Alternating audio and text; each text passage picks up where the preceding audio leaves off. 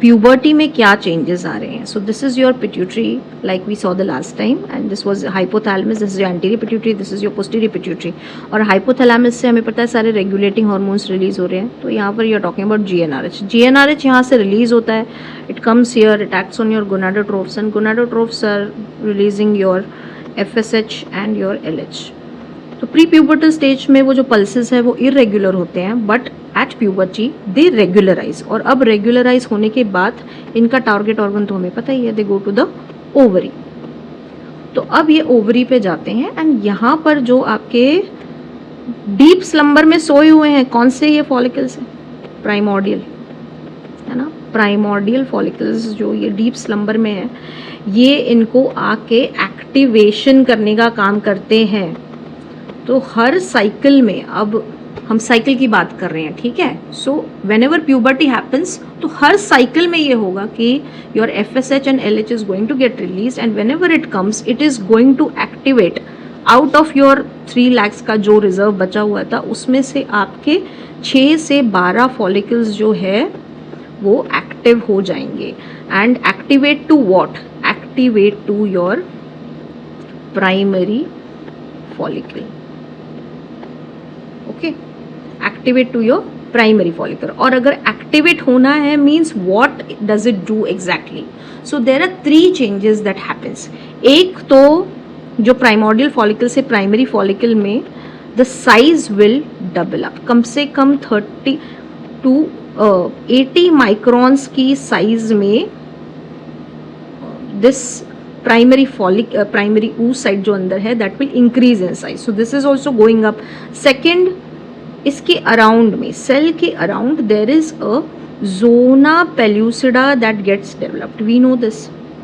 Zona pellucida क्या करता है? हमें पता है कि whenever there is fertilization that happens, zona pellucida does not allow other sperms and permits only one zygote formation. जो पहला sperm आ जाता है अच्छे तरीके से that inserts itself inside, so it prevents other sperms to come and one zygote is formed. So therefore zona pellucida is formed now. So इस stage में zona pellucida is formed. And third that is does is proliferation of the granulosa cells. So what it does now, अब तक हमारे जो granulosa cells थे वो बिल्कुल flattened थे. अब उसका मेजर रोल और मेजर काम आने वाला है, क्योंकि अब ये जो फॉलिकल्स है ये एक्टिवेट होके इनमें से एक को चांस मिलने वाला है हर साइकिल में to undergo the process of maturation and to finally undergo fertilisation. Wise again can we go through what is the full form of FSH? FSH is your follicle stimulating hormone. Stimulating hormone. And what is LH? LH is your luteinizing hormone. Correct?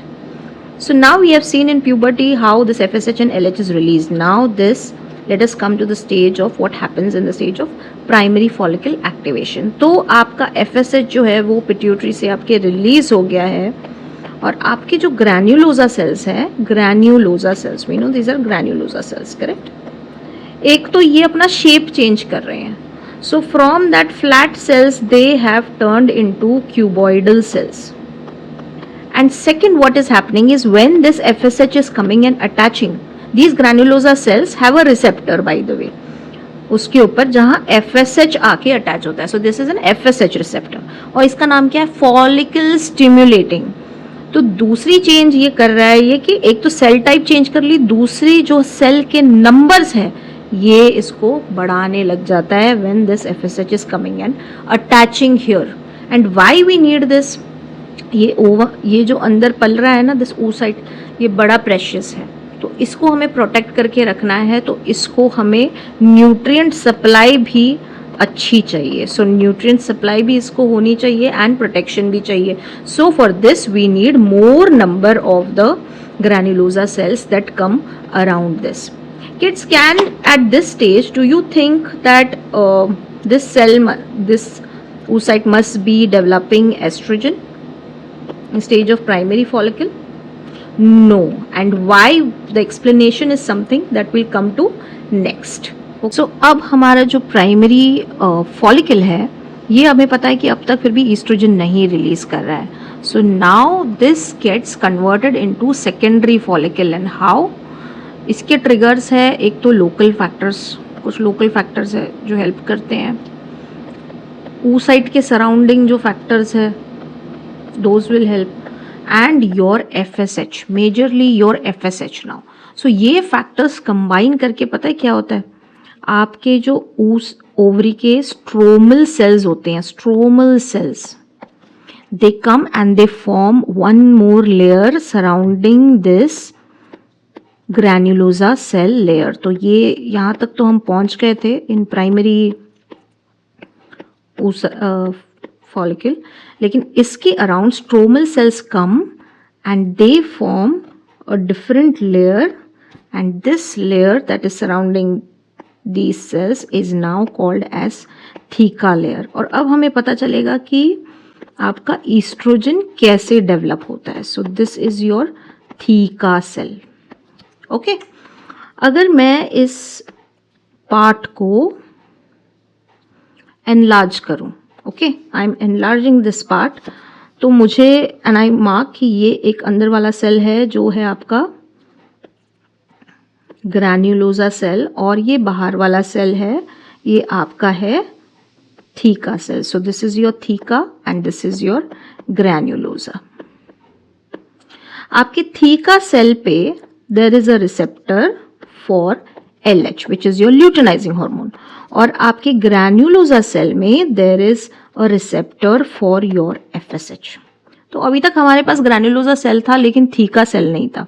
ये LH receptors जो है ना, these whenever LH is coming and attaching to them, this is opening many LDL to molecules to enter inside. तो ये जो cholesterol है, cholesterol gets converted into pregnenolone, basically formation of different variants of progesterones. ये progesterone जो है ये convert होता है एंड्रोजन में. ठीक है, इतना प्रोसेस जो है ये आपका थीका सेल में कैरी आउट होता है. ओके, लेकिन इसके आगे ये प्रोसेस बढ़ नहीं सकती. तो ये रॉ मटेरियल तो इसने बना दिया. इसके बाद ये एंड्रोजन्स एंटर करते हैं यहां पर in your granulosa cell. Okay, यहाँ पर when this FSH is attached to this allows cyclic AMP से activation of an enzyme which is your aromatase, and it is with help of this aromatase that androgen gets converted into your estradiol, estrogen subtypes. तो oestrogen जो है, अगर suppose अब तक theca cell नहीं था तो उसके लिए रॉ मटेरियल ही नहीं बन रहा ना एंड्रोजन. अब जब थीका बन गया तो आपके LDL के through you have cholesterol coming in, and then you have an androgen which is your raw material that's coming in, and ultimately because of this aromatase enzyme which is present only in your granulosa cell, your androgen is getting converted into your estradiol, that is your estrogen. Basic concept आपको क्या याद रखना है कि ये अब तक तो they were not making their estrogen, और अभी थीका सेल्स से एस्ट्रोजन भी बनने लग गया. तो अब इसके the more the layers are added, the more there are some pocket spaces that are created inside, जो अब तक नहीं थे. और इसमें फॉलिकल जो है ना, ये आपके ज़्यादा लेयर बन रहे हैं, तो अपने से वो फॉलिक्यूलर फ्लूइड भी रिलीज कर रहे हैं. And these pockets, fluid pockets, are called as your antrum. So this stage is also called as your early antral stage. Okay, early antral. इसके पहले के जो stages है which we saw ऊपर, your primary and your secondary follicle जो बने हैं, those are your pre-antral stages. This is your early antral stage. Okay, जहाँ छोटे छोटे fluid pockets बन रहे हैं. तो नाउ अर्ली एंट्रल स्टेज में ही there is an alignment of your theca cells that takes place and becomes your theca interna, जो अंदर वाले सेल्स है, और बाहर वाले सेल्स है they become your theca externa. जो थीका एक्सटर्ना सेल्स है those are mostly they provide mechanical support from, they are like a connective tissue. और थीका इंटरना के जो cells है उसमें there is a lot of growth of blood vessels that takes place, and this is very important as far as formation of our dominant follicle is concerned. Okay, now let's come to our late antral stage, and sometimes this is also interchangeably used with Graafian follicle, but आपको ये जानना है कि ultimately the size of this follicle is going to go on increasing. We have a stage which is called as your supposing late antral stage. Okay, sometimes it is used in exchange for Graafian follicle also, but in this stage basically now what's going to happen is your cell size is going to increase, and this oocyte that you see is going to be pushed slightly to the periphery. The antrum that was formed in the earlier stage into 3 different pockets now start coalescing together.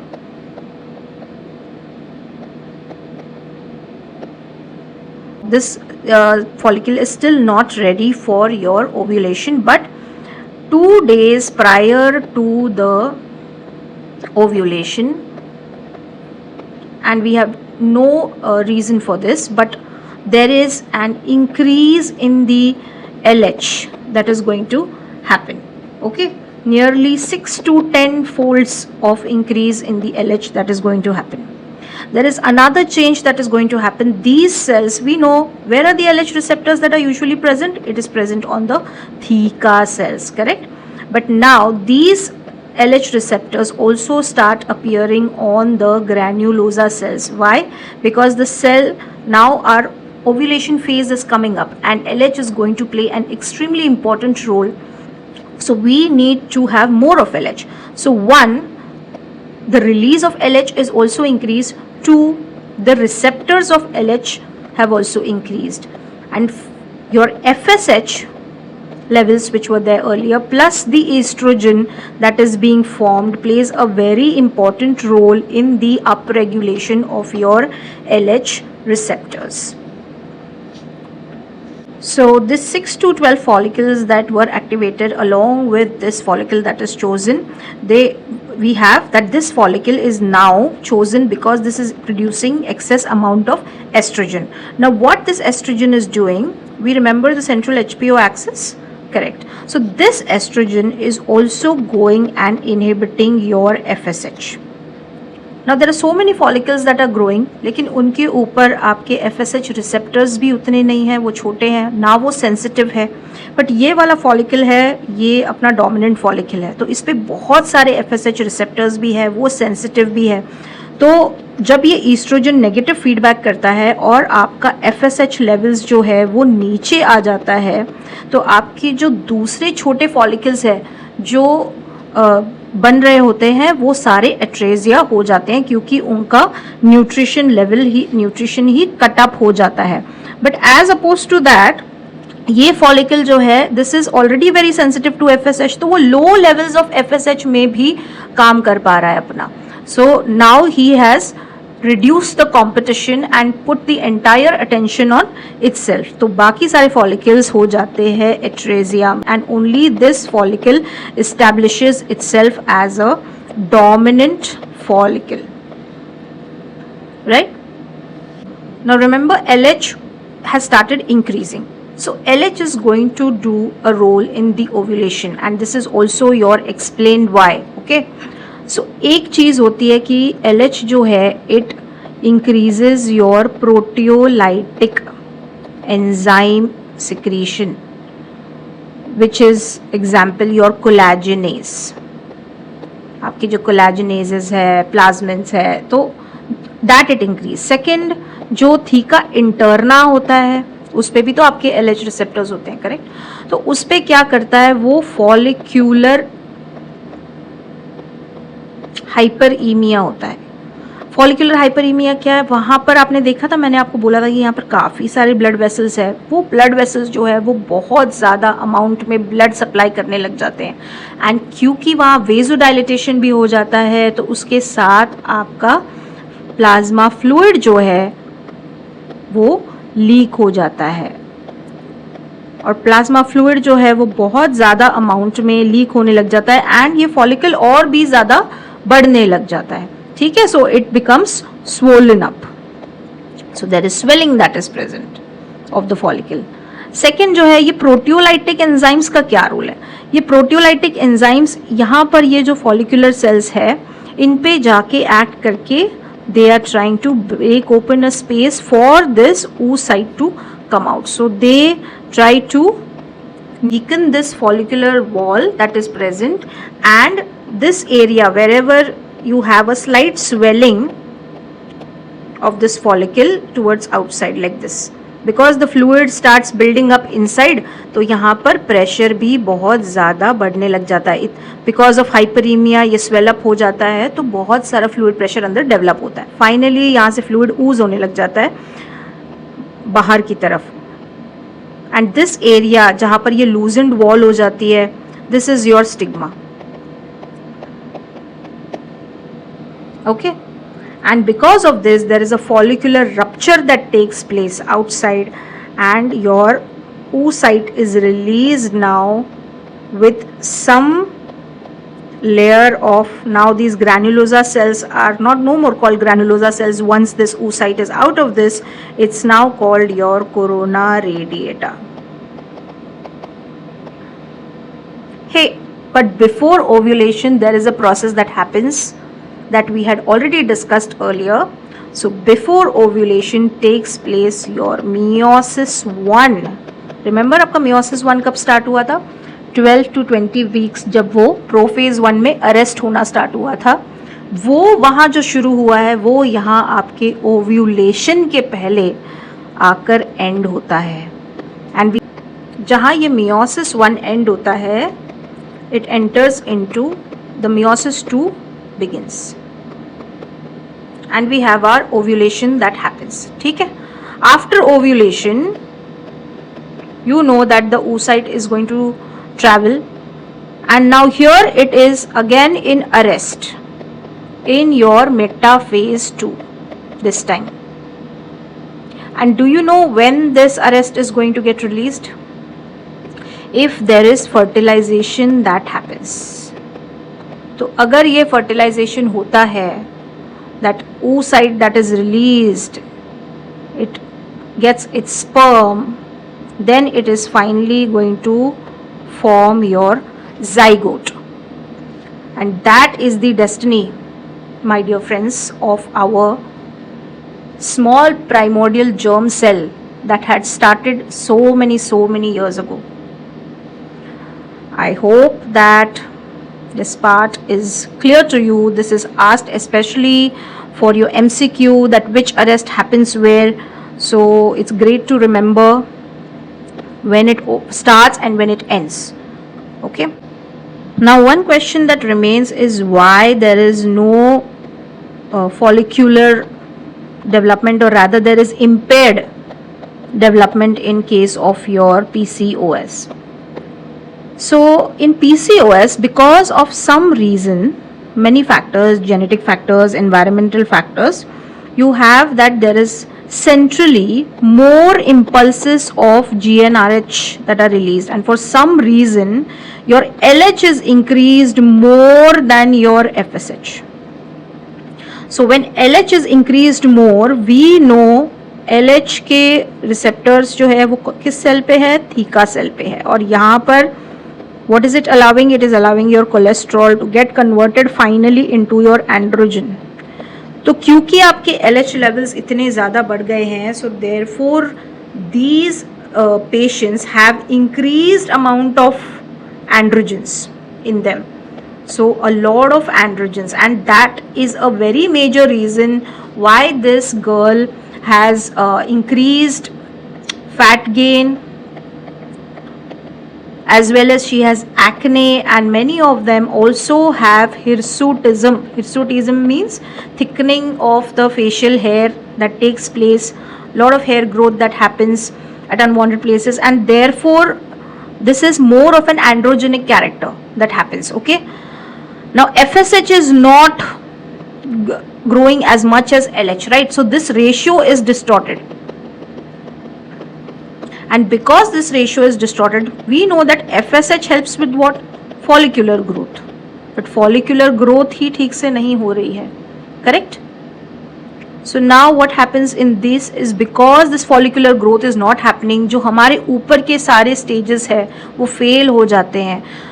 The cell might reach into an antral phase, but उसके आगे वो बढ़ ही नहीं पाता. Okay, so it is staying in the antral stage for many months, you see. So it stays in this antral phase. By the way, these people also have a lot of insulin resistance. So it is very difficult for them to lose weight. So very strict lifestyle changes have to be introduced in their case. Now this girl is saying in her history that she sometimes gets her periods and those are painless. So what the significance of that is, ये girl को जब भी periods हो रहे हैं या तो miss हो रहे हैं, पर जब भी हो रहे हैं काफ़ी टाइम बाद हो रहे हैं और वो एन ओव्यूलेटरी है. एन ओव्यूलेटरी मतलब क्योंकि अब ये फॉलिकल बन ही नहीं पा रहे हैं, डोमिनेंट फॉलिकल चूज ही नहीं हो पा रहा है because there is no follicular development. तो most of the cycles will not have ovulation. Since इसका ओव्यूलेशन नहीं हो पा रहा है ठीक से, so if you see a sonography of such a patient you will see many such antral follicles, जो इस साइकिल में भी वैसे ही है, जो काफ़ी मंथ्स से भी वैसे ही है. And because of their this peculiar appearance it is also called as string of pearls appearance. So I hope that we have solved a lot of questions, not just what was asked in case based but also related to other hormones, also small nits grits that can be asked to you from this particular topic.